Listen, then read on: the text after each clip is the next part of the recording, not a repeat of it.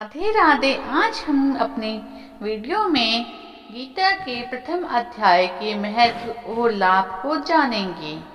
गीता में भगवान कृष्ण ने रणभूमि में जो अर्जुन को ज्ञान दिया था वह गीता में बताया गया है।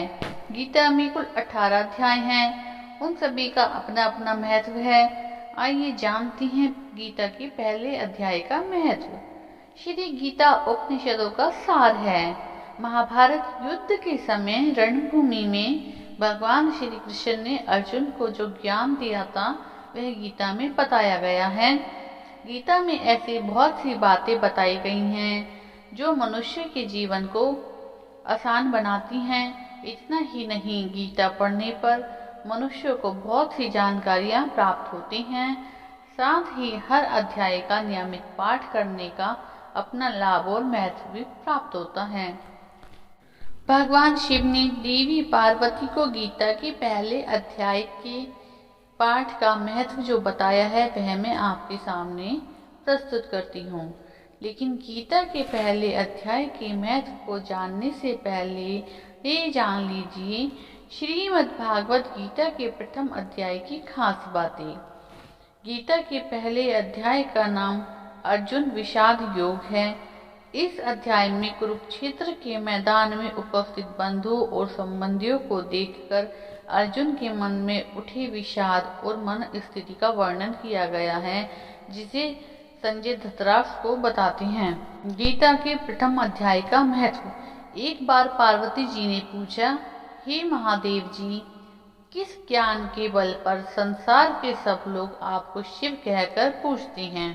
मृगछाला ओढ़े और सभी अंगों में शमशान की विभूति लगाए, गले में सर्प और नर मुंडों की माला पहने हुए हो, इसमें तो कोई भी पवित्र नहीं, फिर भी किस ज्ञान से लोग आपको पवित्र मानते हैं?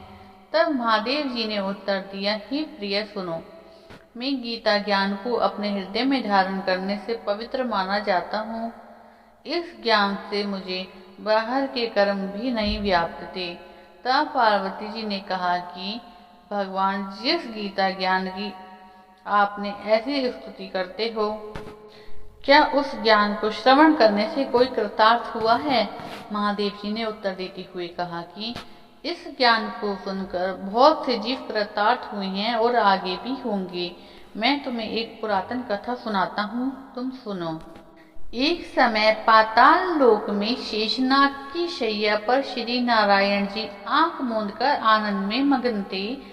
उस वक्त भगवान के चरण दबाते हुए लक्ष्मी जी ने पूछा, हे प्रभु, निद्रा और आलस्य तो उन पुरुषों को व्याप्तता है जो जीव तामसी होते हैं, फिर आप तो तीनों गुणों के अतीत हो, आप तो वासुदेव हो, आप जो नेत्र मूंद रही हो, इससे मुझे बड़ा आश्चर्य है। नारायण जी ने उत्तर देते हुए माँ लक्ष्मी जी से कहा, हे लक्ष्मी, तुमको निद्रा और आलस्य नहीं व्याप्तता। एक शब्द रूप जो भगवत गीता है उसमें जो ज्ञान है उसके आकार रूप है। यह गीता शब्द रूप अवतार है। इस गीता में यह अंग है। 5 अध्याय मेरे मुख हैं, 10 अध्याय मेरी भुजा है, 16वां अध्याय मेरा हृदय है और मन और मेरा उदर है, 17वां अध्याय मेरी जंगा है, 18वां अध्याय मेरे चरण हैं, गीता श्लोक ही मेरी नाड़ियां हैं और जो गीता के अक्षर हैं वह मेरा रोम रोम है। ऐसा मेरा शब्द रूपी जो गीता ज्ञान है उसी के अर्थ में मैं हृदय में विचार करता हूँ। बहुत आनंद प्राप्त होता है। लक्ष्मी जी बोली, श्री नारायण जी, जब श्री गीता जी का इतना ज्ञान है तो उसको सुनकर कोई जीव कृतार्थ भी हुआ है, तो मुझसे कहो। तब श्री नारायण जी ने कहा, हे लक्ष्मी, गीता ज्ञान को सुनकर बहुत से जीव कृतार्थ हुए हैं, सो तुम श्रवण करो। व्यक्ति था जो चांडालों के कर्म करता था और तेल नमक का व्यापार करता था। उसने एक बकरी पाली। एक दिन वह बकरी चलाने के लिए वन में गया और वृक्ष के पत्ते तोड़ने लगा। वहां उसे एक सांप ने डस लिया, जिससे वह तुरंत मर गया। मरने के बाद नरक भोगे और फिर उसका जन्म बैल के रूप में हुआ। उस बैल को एक भिक्षुक ने मोल लिया।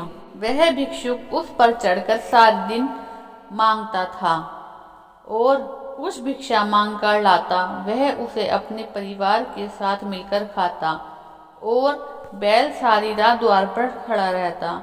उसके खाने पीने का कोई भी ख्याल नहीं करता था और सुबह होते ही बैल पर चढ़कर फिर मांगने के लिए निकल जाता था। जब बहुत दिन हो गए तो वह बैल भूख से गिर गया, लेकिन उसके प्राण नहीं निकले।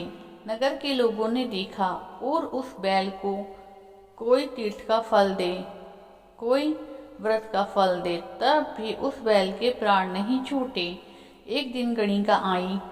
उसने लोगों से पूछा कि यह भीड़ कैसी लगी है, तो उन्होंने कहा कि इसके प्राण नहीं निकले, अनेक पुण्यों का फल दे रही हैं, लेकिन इसकी मुक्ति नहीं हो रही। तब गणिका ने कहा कि मैंने जो कर्म किया है उसका फल मैंने इस बैल को दिया है। इतना कहते ही बैल की मुक्ति हो गई। तब बैल ने ब्राह्मण के घर में जन्म लिया। पिता ने उसका नाम सुशर्मा रखा।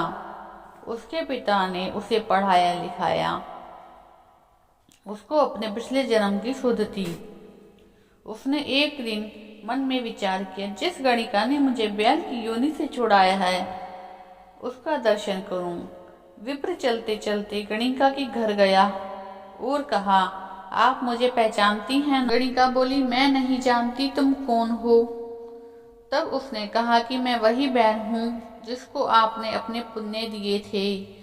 तब मैं बैल की योनि से छूटा था, अब मैं विप्र के घर जन्म हुआ हूँ, आप अपना पुण्य बताएं। गणिका ने कहा, मैंने अपने जाने पुण्य नहीं किया, परंतु मेरे घर एक तोता था, वह रोज सवेरे कुछ पढ़ता था, मैं उसका वाक्य सुनती हूँ, उस पुण्य का फल मैंने तुम्हें दिया। तब विप्र ने तोते से पूछा कि तू सवेरे क्या पढ़ता था? तब तोते ने कहा, मैं पिछले जन्म में विप्र का पुत्र था।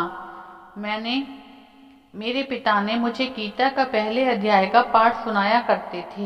एक दिन मेरे गुरु ने कहा, मुझको आपने क्या पढ़ाया?